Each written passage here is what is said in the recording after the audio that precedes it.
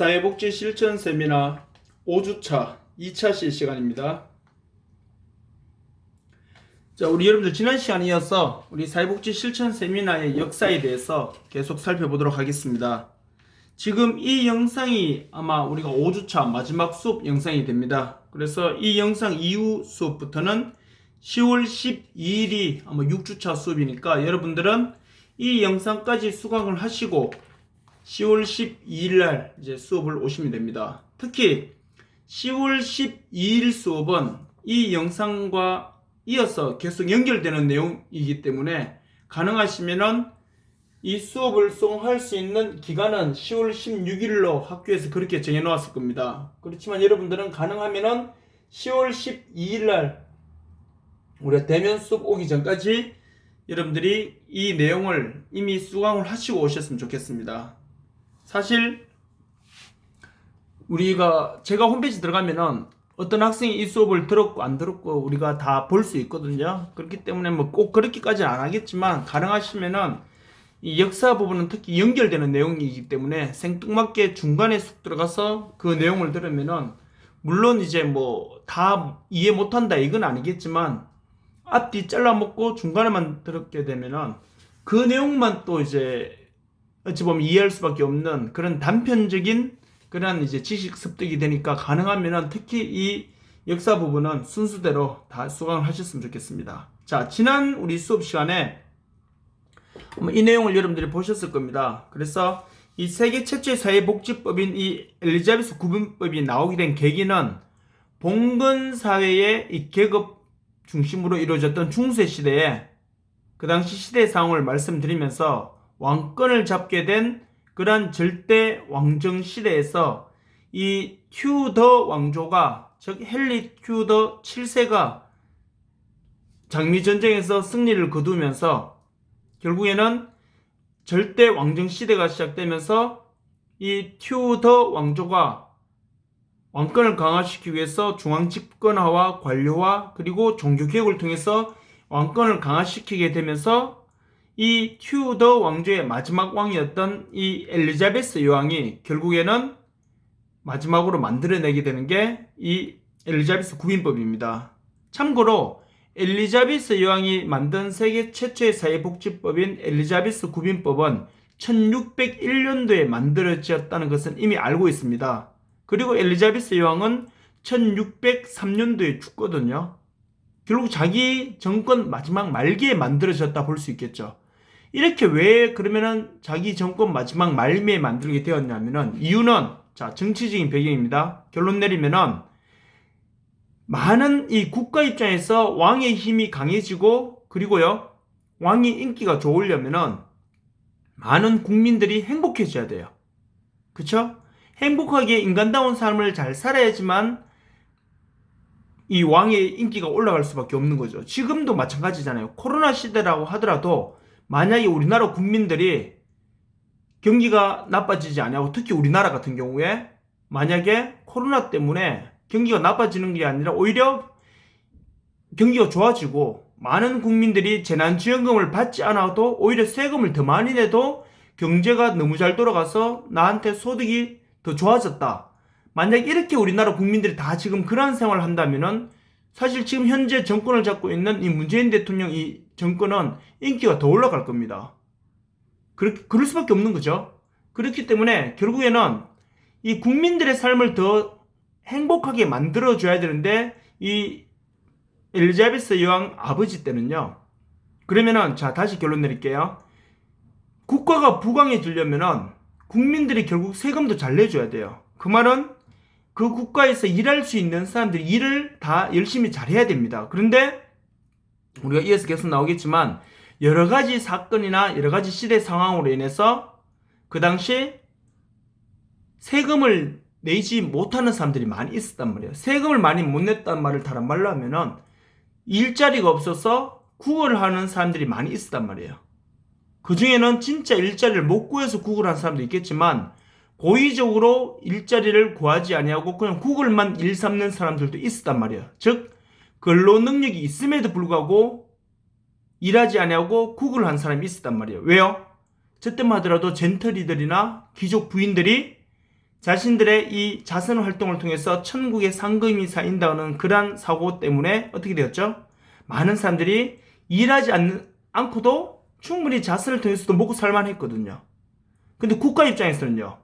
국가 입장에서는 그것이 별로 도움이 안 되잖아요. 그래서 헨리 튜더 7세, 그리고 헨리 8세, 에드워드 메리 1세, 이런 엘리자베스 여왕이 봤을 때 자기 할아버지, 자기 아버지, 자기 언니 이런 사람들이 정권을 유지하기 위해서 즉 국민들로 하여금 게으르지 아니하고 일할 수 있는 근로 능력이 있는 사람들은 열심히 일하게 하기 위해서 어떤 정책을 썼냐면은 강압 정책을 또 쓰게 되거든요. 근로 능력이 있음에도 불구하고 일을 하지 않으면은 매질을 하기도 하고, 또 그럼에도 불구하고 일을 하지 않으면은 인두를 가져와서 이마나 가슴에다가 S자 또는 V자로 해서 막 찢어버리고, 또는 그래도 일하지 않으면은 귀를 잘라버리는 경우도 있었거든요. 귀를 잘랐는데도 그래도 일하지 않으면은 또 감옥에 투옥시키기도 하고, 그래도 또 구걸을 하고 있으면 심지어 죽이기까지, 사형까지 시켰음에도 불구하고 이 문제가 해결이 안 되는 거예요. 자, 그렇게 이 문제가 해결이 안 되다 보니까 결국에는 어떻게 되었을까요? 그 엘리자베스 여왕도 그래서 자기 이 언니들이랑 자기 아버지랑 이런 분들이 했는 그 방법을 그대로 사용해 봤겠죠. 그랬는데도 불구하고 이 빈곤, 이 자선, 이 구걸 문제가 해결이 안 되니까, 이 게으름의 문제가 해결이 안 되니까 다른 방법을 한번 시도해 봐야 되겠다 하면서 예를 들어서 시행착오 끝에 만들어낸 게, 그래서 한번 사용해 본 게 엘리자베스 구빈법이라고요. 그런 의미에서 본다면 엘리자베스 구빈법은 오늘날의 사회복지와 조금 색깔이 달라요. 그래서 일각에서는 저렇게 하는 게 무슨 사회복지법이냐, 저게 무슨 사회복지법이냐라고 말할 수 있는데, 오늘날의 사회복지법이 거기에서 시작되었기 때문에 그걸 우리가 원년법으로 보는 거예요. 심지어 우리 한강 있죠. 한강, 낙동강 물줄기, 굉장히 거대한, 우리 어찌 보면 남한에서 제일 큰 강이라 볼 수 있잖아요. 한강이 발현되는 그 첫 번째 물줄기를 보면요, 그 물줄을 계속 따라 올라가 보면은 산 위에 있는 자그마한 이 도랑물 같은, 거기서부터 시작이 되는데요. 그리고 그것이 흘러나오면서 여러 가지 합쳐지면서 엄청난 큰 강을 이루는 것처럼요, 비록 엘리자베스 구빈법이 처음 사회복지에 대한 그러한 오늘날의 사고와는 조금 다르게 시작되었지만, 그럼에도 불구하고 그렇게 시작된 법이 오늘날의 사회복지법으로 집대성된 거예요. 이해되시겠죠? 그래서 그러한 정치적인 개념에서 사회복지법이 만들어졌고요. 자, 그리고 그러면 그 시대 상황, 왜 사람들이 그렇게 빈곤에 허덕이고, 또 일을 해야 되는데 일을 하지 못하고, 또 자선에만 의존할 수밖에 없고, 이런 문제가 발생했는지 그 시대적인 상황을 한번 말씀드리겠습니다. 지금까지는 정치적인 상황이었고요. 시대적인 상황을 보시면은, 자, 첫 번째 보세요. 내용을 보시면요, 자, 농민들 대부분은 만성적인 뭐에 있다 했어요? 빈곤 상태에 있다 그랬어요. 이 첫 번째 인클로저와 불황자인데, 인클로저가 뭔지를 이제 여러분들이 제가 설명을 드릴 겁니다. 인클로저, 말 그대로 뭐야? in, 아니죠? 클로저가 뭐예요? 닫다. 반대는 오픈이잖아요. 인클로저, 안을 닫다. 다시 말하면 울타리 친단 말이에요. 울타리 쳤다 이 말이에요. 이것이 지금 불황자 문제와 그리고 빈곤 문제를 발생시키는데 어떠한 영향을 줬는지를 우리가 살펴보도록 하겠습니다. 자, 그 당시만 하더라도요, 지금 이 엘리자베스 여왕이 이제 세계 최초의 사회복지법을 만든 이 시대만 하더라도 결국에는 대부분은 뭘 이제 주업을 하고 있었냐면은, 아직까지는 간의 수공업이 어느 정도 있긴 있었겠지만 대부분 다 이 농업에 1차 산업에 종사했단 말이에요. 왜냐하면 시대상으로 지금 이때가 언제냐면은 약 한 1600년도가 아직 시작되기 전이란 말이에요. 이때만 하더라도 1500년대. 즉 뭐예요? 16세기란 말이에요. 16세기. 16세기였기 때문에 우리가 흔히 말하는 이 산업혁명은 영국에서 18세기에 이루어졌단 말이에요. 그쵸? 산업혁명은 18세기에 이루어졌기 때문에 시대상으로는 엄청난 아직 시기상으로 차이가 있는 거죠. 그쵸? 그렇기 때문에 결과적으로 뭐냐면은 그 당시는 대부분 농민들이 이제 농업에 종사했는데, 자, 보세요. 농업에 종사했으면 자기 땅에서 또는 소작농으로 있었다 하더라도 먹고 사는 데는 크게 문제가 없어야 되는데, 자, 결정적인 뒤에 보세요. 농토로부터, 즉, 일하는 터전으로부터 이들을 뭐 했다 했어요? 내몰아냈다 그랬죠. 이들을 일할 수 없는 상황을 만들어봤다 했잖아요. 그러한 사건이 등장했는데, 그것이 바로 뭐다? 그것이 인클로저라고요. 왜 그렇게 될 수밖에 없는지를 제 내용을 보면요. 자, 유토피아. 토머스 모죠? 토머스 모가 썼는 유토피아에 보면요. 양이 사람을 잡아먹는다. 이런 말을 써놨었어요. 자, 이제부터 잘 보세요. 16세기. 16세기 국제적으로 양모 가격이 뭐예요? 양털 가격이 상승했다고요. 그래서 목축업이 호황을 누리게 되고 지주들은 농지를 어떻게 했다고요? 다시 말하면은 벼농사 짓는 이 땅을 뭘로 만들었다는 거예요? 목장으로 만들었다 이렇게 보시면 돼요. 왜? 자, 이제 그 사유는요. 예를 들어서 이렇게 설명해 드릴 수 있겠죠? 땅을 많이 가진 지주가 자기가 땅을 예를 들어서 10,000평을 가지고 있어요. 그 10,000평에다가 농사를 직접 자기가 짓진 않겠죠? 소작농들을 들여가지고 농민들을 품삯을 주거나 아니면은 뭐 땅을 빌려주고 소득의 뭐 70%는 땅 주인한테 바치고 30%는 자기가 그걸로 자기 양식을 하거나 먹고 살겠죠. 그렇게 해서 먹고는 살아왔단 말이에요. 그런데 이 땅 지주 입장에서는 예를 들어서 10,000평에다가 농사를 지으니까 그 농사 짓는 사람도 지금처럼 기계화가 안 되어 있었기 때문에 농사 짓는 사람들이 다 뭐예요? 기계화가 아니라 사람 손으로 다 지었기 때문에 많은 일손이 필요했겠죠. 그리고 10,000평에다가 농사를 지었더니 예를 들어서 소득이 1억이 남았다 가정해 볼게요. 그런데 옆에 뚝 둘러보니까 지금 보세요. 16세기에 국제적으로 양털 가격이 상승했댔어요. 양털 가격이 상승하는데 옆에는 보니까 10,000평에다가 양을 키우는 거예요. 양은 도망갈 수 있으니까 뭐 할까요? 그 10,000평 땅에다가 울타리를 치는 거예요. 양들이 못 넘어가도록 이제. 그래서 그게 인클로저라고, 인클로저. 아시겠죠? 그래서 지주들 입장에서는요. 자, 양을 키우게 되면요. 그 10,000평 되는 땅이라 하더라도 농사를 지을 때 일손이 더 많이 필요할까요? 양 키울 때 일손이 더 많이 필요할까요? 농사 지을 때 10,000평에 사람이 10명 필요하다면은 양 키우기 위해서는요. 말 그대로 개 한 마리하고 사람 한 2명만 있으면 돼요. 그쵸? 풀이 많은 곳으로 양들만 데리고 다니면 되니까. 이해되시겠죠? 그러다 보니까 지주들 입장에서는 그렇게 해서 10,000평에다가 양을 키워서 양털을 깎아서 팔고 나니까 돈이 2억이 남았어요. 농사 지을 때는 사람도 더 많이 고용해야 되고 소득도 1억이었는데 이제는 양을 키우니까 거기 일하는 사람들도 훨씬 줄일 수 있고 소득은 배가 되니까 이제 더 이상 농사 지을까요? 아니면 양 키울까요? 그렇죠. 그러다 보니까 자 보세요. 10명의 사람이 10,000평에 들어가서 농사를 지었는데 이제는 2명만 필요하니까 나머지 8명은 어디로 가야 돼요? 말 그대로 지금 표현대로 하면은 실업자가 되는 거예요. 그래서 많은 농민들이 어디서? 농지에서 퇴출되게 되었다고요. 많은 농민들이 퇴출된 이유는요. 그 땅에서 뭘 키웠단 말이에요. 그렇죠. 양을 키웠다고. 그래서 갈수록 뭐 됐다는 거야, 아빠? 인클로저가 됐다고. 인클로저. 즉 양 키우는 사람들이 많아졌다. 이렇게 보시면 되겠죠. 그래서 임금을 받기 위해 기존에 많은 농민들이 임금을 받기 위해서 어떻게 해야 될까요? 말이 똑같은 말이 나왔네요. 노동을 해야 하는 노동자로 전략. 여기서 말하는 노동자는 바로 더 이상 자기 일을 하지 못하고 지금 우리 표현대로 하면은 일용 노동자로 전락해버렸다고요. 그렇죠?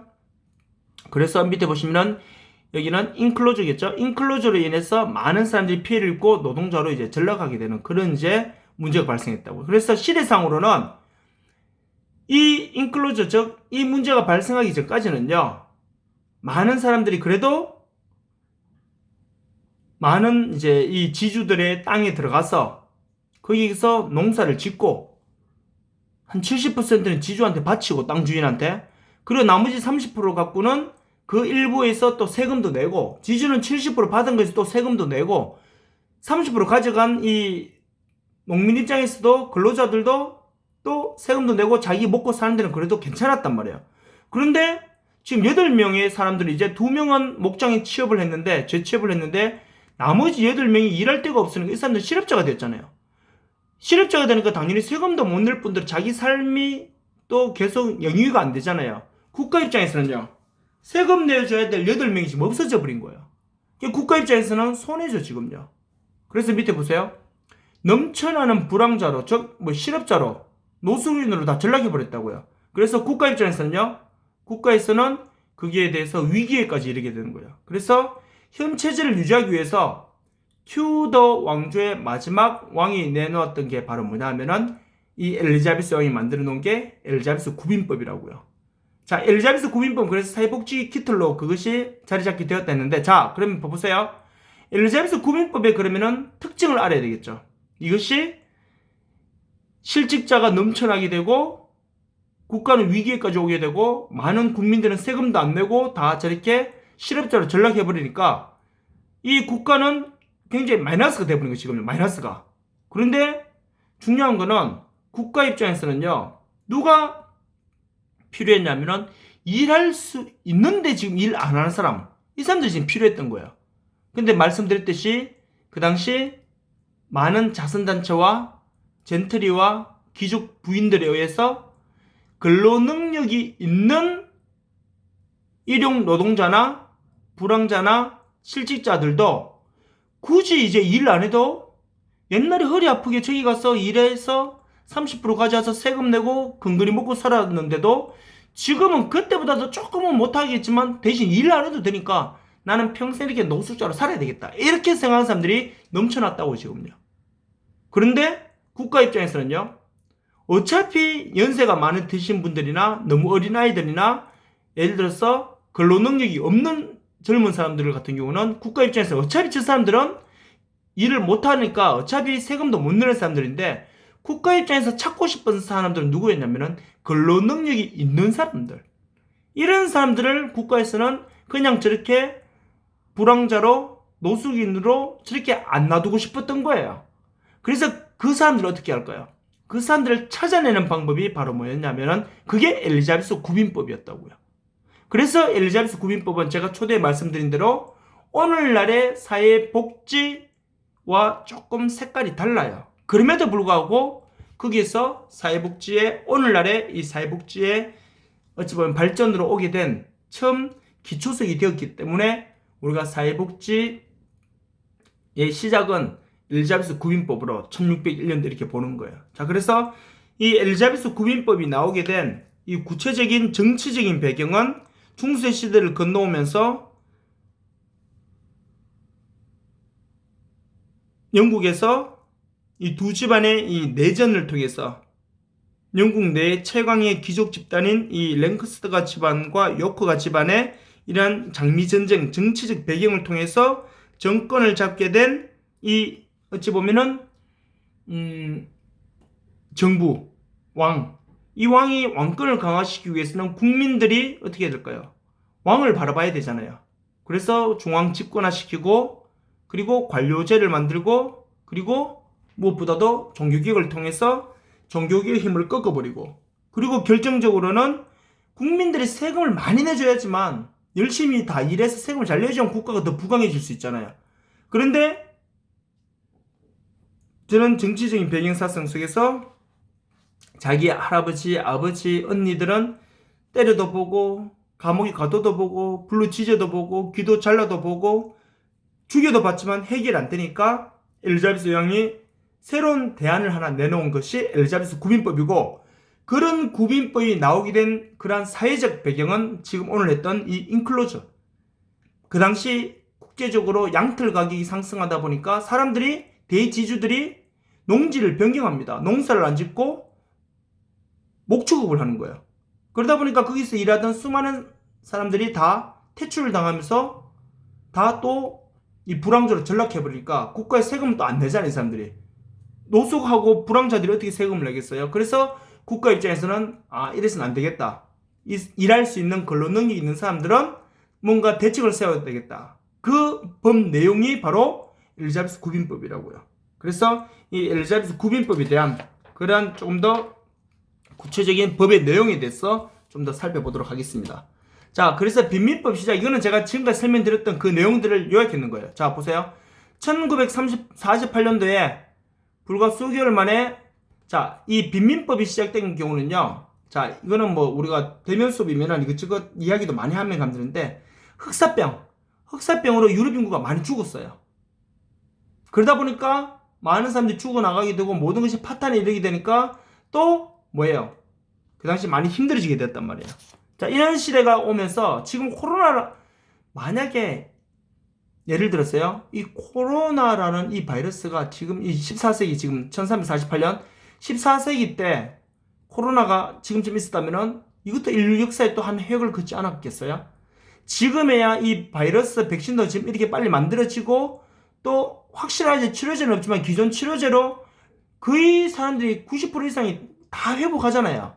대신에 치료제가 빨리 나오면은 이 코로나 치료제가 빨리 딱 나오게 되면은 옛날 신종 인플루엔자에 맞는 타미플루가 딱 맞았는 것처럼 저번에 몇 년 전에 신종 인플루엔자도요. 지금 코로나처럼 이렇게 될 뻔했는데 마침 이미 만들어져 있는 타미플루라는 약이 며칠만 복용하면 싹 다 나가버렸잖아요. 주사 맞지도 안 하고 이 알약을 먹기만 먹어도 그냥 금방 병이 다 나와버리니까 바이러스가 다 죽어버리니까 신종 인플루엔자는 한 달 정도 익하다 다 없어져 버렸거든요. 그것처럼 지금 코로나 바이러스도 지금 그렇게 된다면 참 좋겠죠. 그래서 지금 뭐 그렇게 또 하고는 있대요. 그래서 뭐 이렇게 계속 뭐 약이 만들어지겠죠, 조만간. 그래서 지금 코로나는 지금 최첨단 시기를 살아가는 지금 이 시대에도 많은 사람들이 전 세계적 팬데믹 현상이 돼버렸잖아요. 그런데 이것이 14세기 때 코로나가 왔더라면은 뭐 똑같았겠죠? 근데 보세요. 이 흑사병은요. 지금 코로나는 뭐예요? 공기로 전염되잖아요. 흑사병하고 또 다르죠, 그렇죠? 그렇기 때문에 물론 완전 다르다 볼 수는 없지만요. 그래서 전염성이 더 강한 이 코로나가 14세기에 있었다면은 지금 우리는 이게 흑사병이 아니고 코로나 때문이라고 배우겠죠. 물론 앞으로 한 50년, 100년 후에 우리 후손들은요. 그렇죠. 2000년 그러니까 뭐 2020년도 그때 이제 인류 역사의 전 세계적으로 이 코로나 바이러스라는 것이 전 세계를 경제를 파탄시키고 힘들게 했다라고 또 역사 속에 배우겠죠, 그 사람들은요.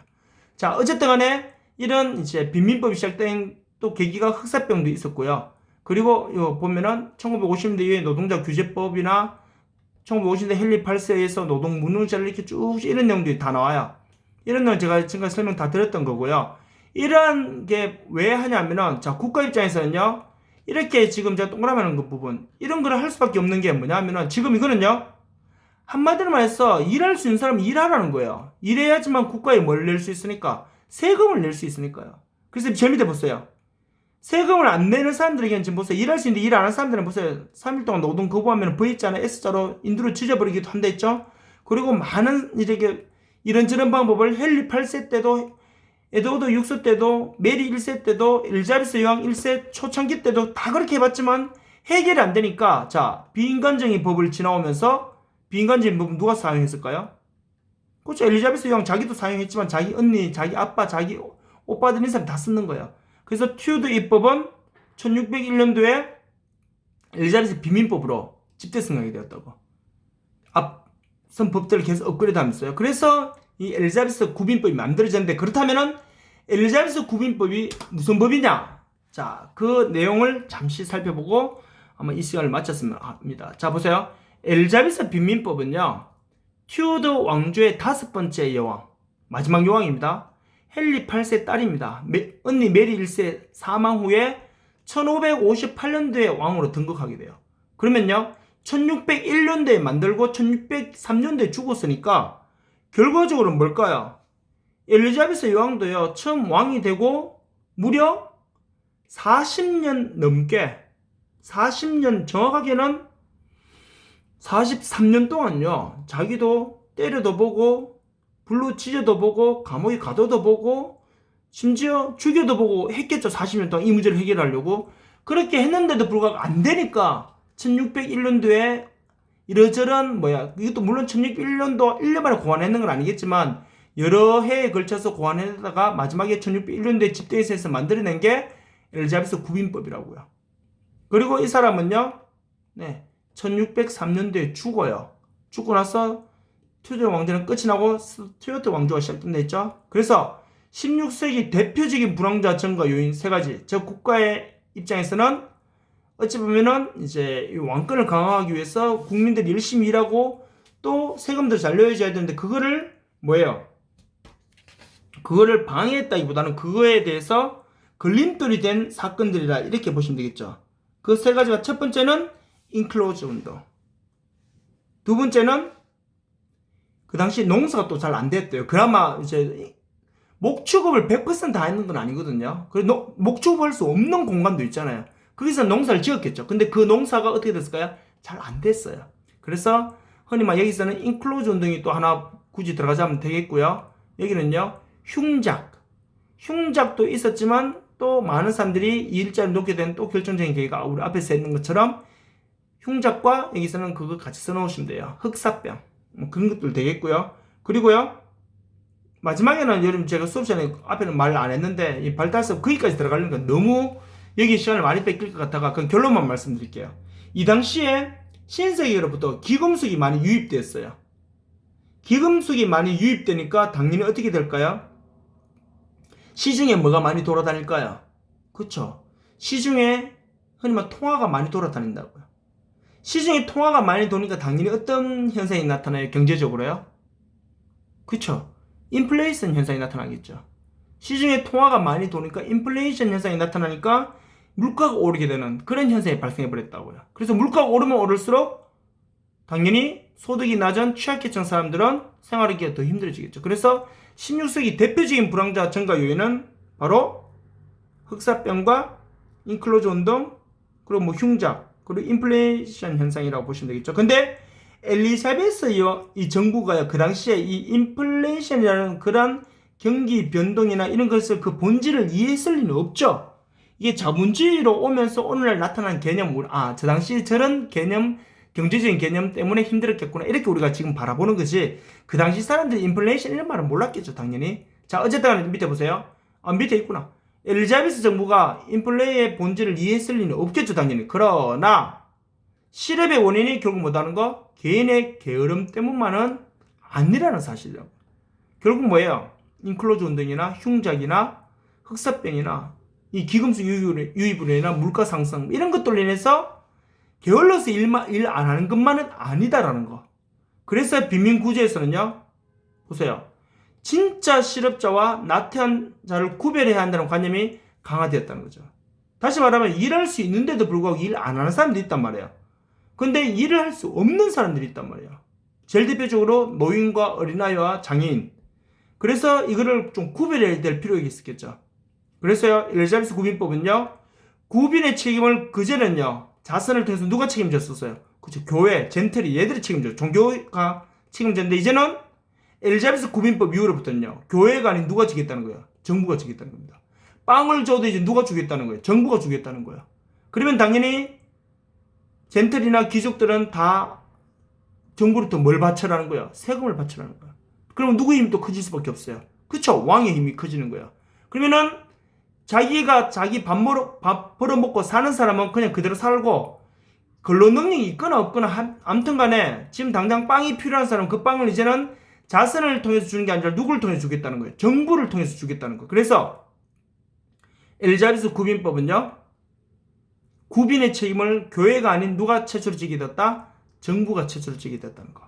그런 점에서 가장 큰 의의를 지었다는 거. 그걸 여러분들이 잘 이해하시면 됩니다. 그래서 당연히 뭐는 올라갈 수밖에 없을까요? 그렇죠. 세금은 당연히 올라갈 수밖에 없죠. 그리고요, 그 감독관을 지금 표현대로 하면은 공무원을 더 고용할 수밖에 없죠. 이 체제를 이제 유지하기 위해서는. 그래서 지금 보시면요, 우리가 정치적인 배경에 의해서는 당연히 이 엘리자베스 빈민법이 나오게 된 이유는 제가 중세 봉건 시대를 지나면서 절대 왕정 시대를 지나면서 그런 이제 왕권을 강화하기 위한 하나의 방안으로 국가로부터 열심히 일하고 국가에게 세금을 내줘야 될 그러한 사람들에 대한 필요성, 이런 걸 이야기하면서 정치적인 배경 말씀드렸고요. 그 당시 사회적인 배경은 당연히 인클로즈 운동과 흉작, 흑사병 이런 걸로 인해서 이 사람들이 실업이 개인의 게으름 때문만은 아니었다는 사실을 알게 됨으로 인해서 다른 방법을 활용해 봐야 되겠죠. 그렇게 해서 고안해서 나오게 된 게 엘리자베스 구빈법이라고요. 그래서 엘리자베스 구빈법은 당연히 구빈의 책임을 이제 교회가 지게 되었다고. 빵을 죄송해요. 구빈의 책임을 기존에는 종교 중심으로 기부인들 중심으로 젠틀이 중심으로 이루어지는 것이 이제는 최초로 어디를 정부가 그것을 중심으로 인해서 시행하게 되었다는 거. 왜? 그럼 당연히 누구 힘이 커질 수밖에 없어요. 정부 힘이 커질 수밖에 없죠. 빵은 누가 줄까요? 지금도 한번 보세요. 많은 국민들은요, 재난지원금 이번에 한 88%가 받았잖아요. 정부가 주었다 생각하죠. 근데 실질적으로는요, 우리가 내는 세금이에요, 결국엔요. 여러분들 부모님이 세금 이번에 예를 들어서 여러분들 4인 가족 기준으로 100만 원 받았을 거 아니에요. 4인 가족 기준으로 100만 원 받았으면 여러분들 아버지가 국가에 1년에 세금 100만 원밖에 안 냈을까요? 4대 보험과 여러분들 아버지 집이 차가 있고 뭐 집이 있고 뭐 땅도 있다면 재산세, 토지세, 자동차세 월급 받으실 때마다 내는 그리고 월급 받으실 때마다 내는 소득세 그리고 주민세 이런 것까지 다 합치면요. 여러분들 아버지가 이번에 만약에 4인 가족 기준으로 재난지원금 100만 원 받았다 하더라도요. 1년 동안 내는 돈은요. 그거 상상도 할 수 없을 만큼 보다 더 많이 내요. 결국에는요. 우리 세금으로 우리가 받은 거예요. 그래서 정부가 준 게 아니죠. 지금 결과적으로는요. 근데 정부는 그러니까 주려니까 뭐가 돼요? 지방세를 올리잖아요. 지금도 한번 보세요. 세금 또 올랐어요. 지금요. 그런데 재난지원금을 주니까 국민들 입장에서는 순간 정부가 요즘 워낙 많이 주다 보니까 이 뭐랄까요 복지 포퓰리즘에 빠지는 그런 위험 때문에 오히려 무조건 이렇게 지원금을 많이 주는 거에 대해서 요즘 좀 반감 가지는 마음도 있지만 그래도 정부에서 이런 복지 혜택을 많이 주니까 당연히 정부가 인기가 올라간단 말이에요. 그렇기 때문에 그런 이유들 때문에 결국에는요 이 엘리자베스 여왕도 이 빈민법을 시행하게 된 이유다 이렇게 보시면 돼요. 그래서 엘리자베스 빈민법은요 자 결론 1601년도에 영국에서 이루어진 빈민법이었고 세계 최초의 빈민법이 되었고 이 엘리자베스 구민법은요 진짜 오늘날의 사회복지법에 대한 그런 내용이라기보다는 이 전 국민을 대상으로 한 게 아니에요. 이 엘리자베스 구민법은 말 그대로 자기 직업이 없고 현재 노숙으로 있는 지금 우리 표현대로 하면은 이 불황자들, 노숙인들 이런 사람들을 대상으로 어떻게 하냐면은 노동 능력이 있는 사람, 즉 일할 수 있는 사람을 찾아내는 거예요. 그 중에서요.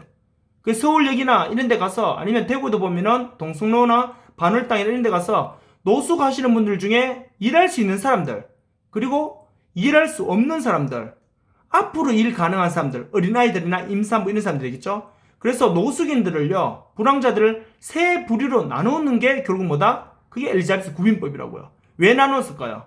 그 이유에 대해서는 우리가 10월 12일 날 제가 좀 더 구체적으로 이 부분을 설명드리고 엘리자베스 구민법의 문제점에 대해서 수업을 하면은 아마 요 역사 부분은 앞부분은 끝이 나고요. 뒷부분은 이어서 제가 좀 더 구체적으로 한글 파일로 좀 더 하도록 하겠습니다. 자, 일단은 우리가 15주, 죄송해요. 이 실전 세미나 역사 부분 5주차 2차시 수업은 여기까지고요. 우리가 10월 12일 날 학교에서 특별한 공지가 없으면은 우리가 6주차 수업에 대면 수업에서 뵙도록 하겠습니다. 자, 수고하셨고요. 지금 앞서 올렸던 40분 조금 넘는 영상하고 지금 30분, 한 35분 되겠죠? 요 영상하고 여러분들이 같이 수강하시면은 아마 충분히 5주차 수업은 이제 수업 내용이 다 되거든요. 그렇게 수강하시고 우리 이제 6주차 수업 시간에 학교에서 특별한 공지 없으면은 6주차 수업 시간에 뵙도록 하겠습니다. 자, 수고하셨고요. 수강 다 잘 하시고 코로나 특히 조심하시고 혹시나 12일을 학교 오시기 전에 밀접 접촉이나 다른 어떤 문제가 발생하면은 저한테는 학과 사무실로 따로 연락 주시고 이렇게 수업에 대처하셨으면 좋겠습니다. 자, 수고하셨습니다.